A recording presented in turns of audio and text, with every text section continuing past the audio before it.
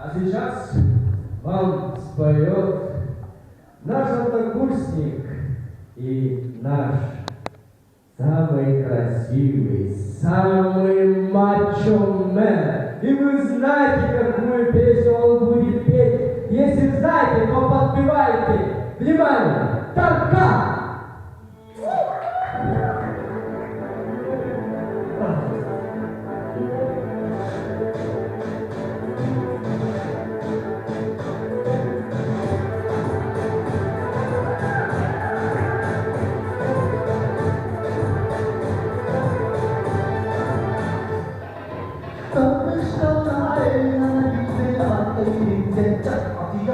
Aklına satayım şaşırıp baksız saksız patlatıyor.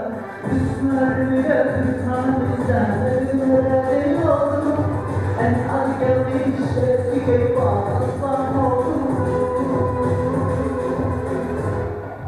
Sen gidin git giren, yoluna gelirken çıkan. Kaderim kötüler, yapacak olsan. Sen gidin git giren.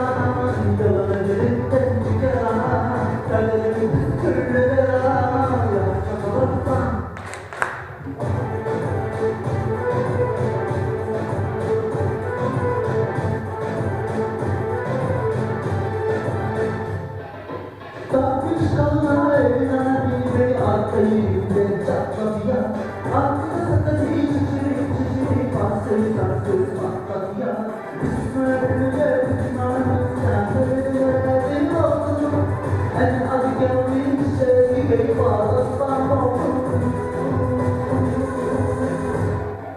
Sen de girdin dik giren, yoluna elinden çıkaran. Kaderim türlü veren, yapacak olarsan.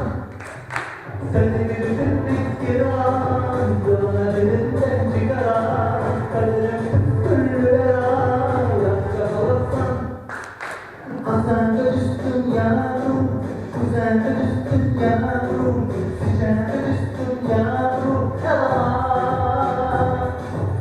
Sen de düştün yavrum, sen de düştün yavrum, sen de düştün yavrum, yalan.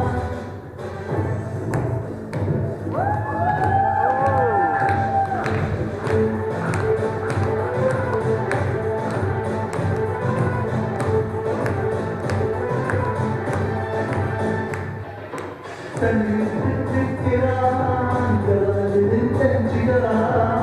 Kaderim türlüden, yapacak olsan.